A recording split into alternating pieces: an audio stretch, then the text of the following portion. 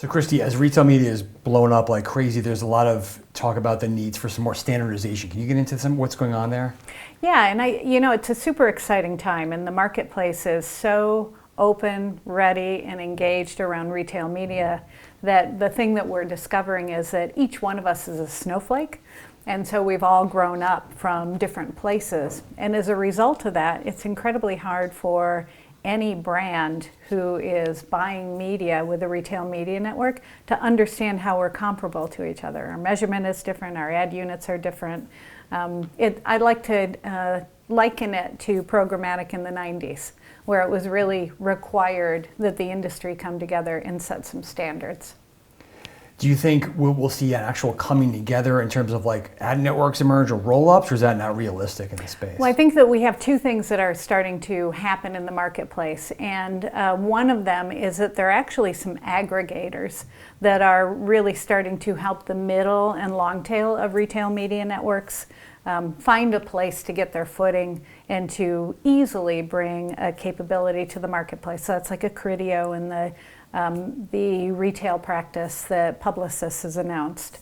And then I'm super excited to announce that what's happening for the bigger retail media networks is that we're coming together more holistically as peers in the industry to really lean in with the IAB and with the ANA to start to put some standards out into the marketplace. And one of the things that we're doing, Albertsons Media Collective is doing, is that we've engaged McKinsey to help us create a framework that can be used for that conversation, so that as retail media networks, we can agree on where are the areas that we need to drive standardization. So either agree to methodology or agree to transparency, so that we can take some of the rub out of the situation for our clients overall. So the framework is released, and any of the retail media networks now have access to it, so that we can just add more momentum to the really good work the IAB is already doing.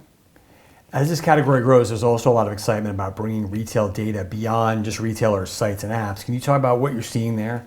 Yeah, we're actually really leaning into that as well. A simple example is that we're now integrating some of our audiences into the trade desk as well as our measurement, so that but approved brands and agencies can go in and actually place open web buys using our audiences and our measurement. So it's unbundling our two most valuable assets, which are the audiences and the measurement, unbundling it from a media buy so that there's more flexibility. And then we can start to understand where's the value for that in the market and start to create different commercial models for us. Do you think that will bring us to a place where eventually, the vast majority of media has some shoppable element to it, particularly television? I think so. We're appropriate. And we're also really keen on figuring this out for linear TV. But if you think of how Roku works, the fact that you can make YouTube, Roku, there's a lot of ways to make television and streaming shoppable right now. I think you'll just see more and more of that over time, but a lot of it has to do with what kind of experience does a customer want. They don't want everything to be shoppable. But in those moments where they want it to be shoppable, how are we showing up, and are we making it so easy that it drops right into their cart? Right, and I guess the key would be to try and eliminate some of that friction in television, right? and create the habits. Yeah, very much so. And there's a lot of friction in retail media right now. We know that. It's not a negative. It's where we are in our growth. We've got to work through it and then start to enjoy that next spurt of growth that's waiting for us. You read all of the predictions in terms of how large retail media is going to become. As we go through our stages of growing and our life stages, we will always hit those barriers that we have to work through so that we can then go to that next level.